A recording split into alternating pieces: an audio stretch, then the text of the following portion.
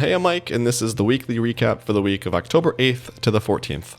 Another fun and exciting week in Azeroth, starting with another great week of vault options. For this vault, my options consisted of 4 normal bosses, 4 heroic bosses, 1 dungeon spot, and 8 tier 8 delves. In the raid row, I had heroic track shoulders and boots, as well as another champion track Mad Queen's Mandate.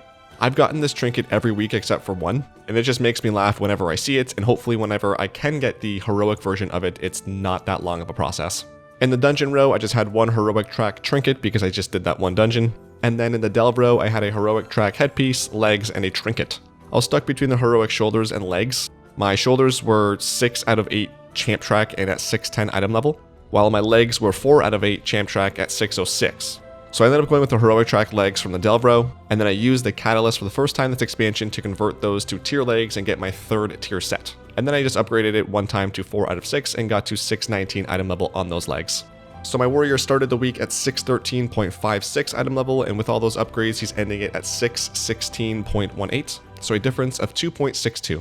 With that new item level, I jumped into a few mythic pluses, and I was able to get my rating from 1540 to 1936, so a difference of 396. This should be the week I get my Keystone Master, and I'm just flying through stuff, so I'm really excited about that. I timed a 7 Mists and a 7 Necrotic Wake, which I was really happy to get those 2 out of the way because they're my least favorite. I timed a 6 Grimbatol, and then I completed but did not time a 6 Arakara. There are a few other dungeons that I ran, specifically I think like 3 Siege of Boraleses, 2 more Necrotic Wakes. All those groups just fell apart before we completed it. Specifically 2 of the Siege of Borales groups, people were dying on the first pull and then people just left. And that's just something I've been noticing more and more, and Cost Streams TV talks about this too whenever we talk about Mythic Plus, is that people are so eager to leave a key. And I just don't understand how people will take the time to do, in some cases, like one of the Necrotic Wakes, we got to the second last boss, we died once, had plenty of time to still do it again and kill the last boss and time it. They'll spend all that time doing it, they'll wipe once and they'll just leave. It's just such a waste of time and so frustrating, especially from a DPS perspective, where sometimes it'll take like 30 to 45 minutes to just get that group set up. And even more so, if you're somebody who doesn't really have a lot of time, you're hoping that your group that you create or you join isn't one of those groups. If you have like an hour to an hour and a half to play, that entire time could be spent for a Mythic Plus key that you do not even finish. It's just really discouraging, and I'm surprised that Blizzard hasn't done anything at all to prevent people from leaving.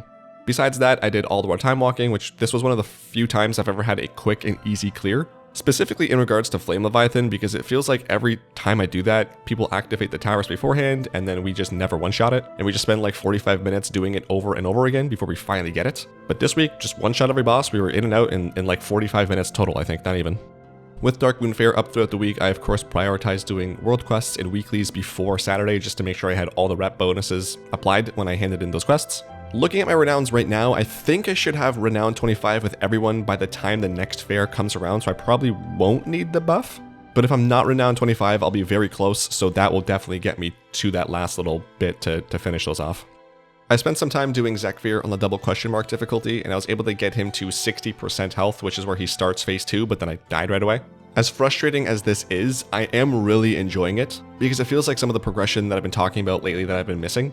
It reminds me of when I used to raid and we would just fight the boss over and over again, and you would just learn new mechanics, learn how to deal with certain things, and slowly improve over time. Some of the frustration points though are that as a warrior, I don't have a dispel, so when the boss does enfeeble, that does like 1 million damage every second, and if Brand doesn't dispel that immediately, I'm dead. And sometimes he's like, here you go, I'll dispel that right away. Other times he goes, well, you can have that for 10 seconds and then I'll dispel you. So I'll probably loot the vault today, see what I get, upgrade whatever I can, and then see if I can go back in there with the few item level increases I got throughout the week and see if there's any improvement to how quickly I can kill him, or if there's any survivability that was added. I'd like to get into some tier 11 delves this week and see how they feel. I know that I'm still a little bit undergeared in terms of my item level, but it would be nice if I could start doing those now, even if they do take a little bit longer to clear. This week, the goal for my warrior is to get the Keystone Master achievement. I'm also hoping I have some time to jump into my guild's heroic raid this week. I know they've been doing all bosses on heroic the past couple. It'd be nice to get the Ahead of the Curve achievement first of all, but also unlock the gear from the later bosses for my vault. Besides my warrior this week, I did spend a few more hours playing my hunter. He started the week at 565.31 item level and is ending it at 571.56, so a difference of 6.25. I was able to buy him 2 new pieces of forged gladiator gear with Conquest, so I got the insignia trinket as well as the headpiece. What I don't like about PvP gear is that, as far as I know, there is no way to get crests to upgrade your gear unless you do PvE content. And I just feel like that's a massive oversight by Blizzard's part, because my hunter I just want to do PvP with. I don't want to go do dungeons, I don't want to go do LFR or world quests, I just want to do PvP. I know in Battlegrounds and Arenas the item level scales up to 626 or whatever it is anyway, but it would just be nice if I could, like in the world for example, have an upgraded piece of gear so that way if I'm doing world PvP or if I'm doing anything, if I wanted like to jump into dungeons for example, I'm not sitting there with 585 gear or whatever it is. But the PvP that I did for the most part, I streamed, so if you haven't seen that or if you're not subscribed yet, make sure you do that or follow me on Twitch if you prefer that. I had a lot of fun playing, and even the few games that we lost, I was still having fun. I'm getting more familiar with my hunter, and even in world PvP, I'm starting to hold my own. Like for example, there was a 1v1 I had against a Ret Paladin, and I was able to kite him, use my cooldowns, and I don't think I ever dropped below like 30% health. And I was just really proud of myself for that one, because I just felt like I was totally in control the entire time and knew exactly what I was doing, and it's just nice to kind of slowly start feeling comfortable with the class and understanding better how to use everything in my toolkit, and also just provide support in a battleground, for example. I did Deep Hall Ravine, which is a new battleground for the first time. And I'm not really a fan of it. It kind of just feels like Blizzard saw everyone fighting mid in all the battlegrounds and decided that they're going to make a BG where you fight in mid the entire time and accidentally do objectives. It's smart in theory, but just for me, it doesn't seem like it translates well into entertainment or fun. I wasn't really the biggest fan of it, but I've only played like 2 games of it, so maybe if I play more, I'll get more into it, but just right now, I'm not really enjoying it. The plan this week for my hunter is that I want to continue doing some more PvP. I might be able to get the achievement this week to get 2500 Conquest in this season, which will let me buy the Forged Gladiator weapons. So if I have any specific goal, it'll probably just be to work towards that. Moving into the achievements that I got this week, I started at 41,310 points, and I'm ending it at 41,490, so a difference of 180. I've got a couple of rep-related achievements, starting with Hall of Fall Renown 25, as well as getting Weaver to the Mastermind rep, which is the maximum rep you can get. The achievement is bugged at the moment, so I didn't get it, but I do have the max rep, so eventually whenever they fix that, I'll have that. I was finally able to get the 50 digs in Zaralek Caverns achievement, which got me the meta achievement to get the Sniffin Seeker title. This took so long, you could only do, as far as I know, 2 digs per week, so at least 25 weeks. But I'm pretty sure the first few weeks I didn't know you could do 2, so that took me probably at least 30 weeks to do. I'm so glad it's over and I don't have to do that every single week.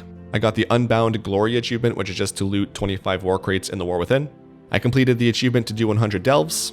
I completed the Echoes of Danger achievement, which is to complete 20 rares in the Radiant Discord version of World Soul Memories. The achievement says to defeat all of the rares, but that's not correct, you do just need to do 20. And then finally, my guild went into Nerubar Palace, and we got the Glory of the Nerubar Raider achievement, which rewards this Shadowed Swarmite mount. Compared to some of the previous Glory achievements, this one is pretty easy. For Algrax, you just have to keep an ad alive by having one player move it out of stuff. On Bloodbound Horror, you just need to have everyone pick up a glob while in the Shadow Realm and then stack to spawn and kill an ad. On Sikran, someone needs to loot a weapon before the fight starts and then use the extra action button. They then drop the weapon, and then the rest of the raid takes turns picking up the weapon and using the extra action button. The achievement for Rashanan is just to have everyone hit by one of the green waves every time it comes out. That one just requires some more defensives and healing.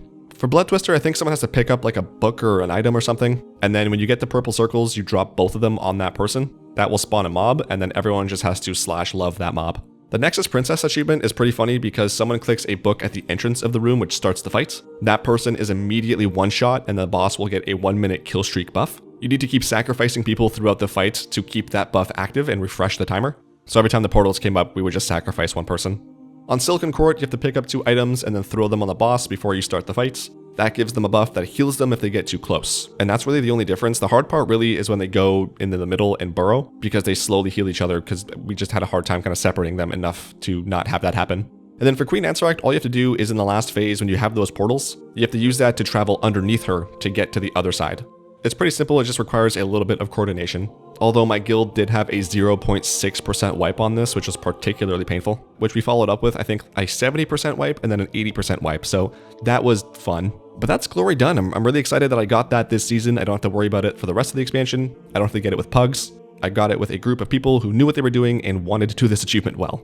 In other news, I watched a few things this past week, starting with the Mr. McMahon documentary on Netflix. I think if you're like me and you're a wrestling fan who's watched a bunch of documentaries, you're not really gonna learn a whole lot of new stuff. So because of that, it was okay. I thought it was gonna be a little bit more about Vince McMahon rather than the history of WWE, which I get that they're kind of synonymous in a way, but I just wanted to know more about the man rather than the history of the business he created. There was some cool backstage stuff or some behind the scenes things that I either hadn't heard about or didn't know much about, so that was cool, I guess, and overall the doc was okay. But if you're someone who is kind of slightly interested in wrestling, this might be good for you because you learn a lot about kind of the big points of history in the WWE. But if you're someone who does not care at all about wrestling and you thought this would go into like Vince the guy or maybe some of the allegations he has against him, no, it doesn't do any of that. My partner and I watched the Speak No Evil movie. It's about two couples that meet each other while on a trip to Italy. One of them invites the other back to their house back in the States, I think, just to come visit, and then just weird stuff happens. I thought it was okay. I definitely think the reveal of like what the weird stuff is was pretty cool. And then everything that happens after that was really intense and fun to watch. But it was a little bit slower paced and the build up to all that was not really what I like. So overall, I'd say the movie was okay. And then my partner and I also watched the Blink Twice movie. This is another one that kind of starts off a little bit slow, but once it got good, again with the reveal of stuff, it got really good. It's about this famous actor who had some sort of like thing he had to apologize for and he's trying to like re-image himself. He happens to meet this girl and her friend at some sort of gala. They seemingly fall in love. He invites her to this island of his with his friends. But while on the island, things are not what they seem. I don't know, I'm not really good at giving non-spoilery summaries of things, but seeing Channing Tatum in a more serious role and the one he played in this movie was just really refreshing. So I would definitely recommend watching that one at least. But those are all the things that happened to me this past week and everything that I wanted to talk about. Let me know how your week went, what you got out of your vaults, what you're doing in game, how's life, what are you watching, what are you listening to, and what are you reading. Anything and everything, I would love to hear about it. If you're already subscribed to my channel, I appreciate you a lot. Thank you so much. If you're not subscribed yet and you like this video or any of my others, if you could at least consider subscribing, I would really appreciate that. Thanks for watching. Have yourselves a fantastic week. I'll talk at you next week. Love you. Bye.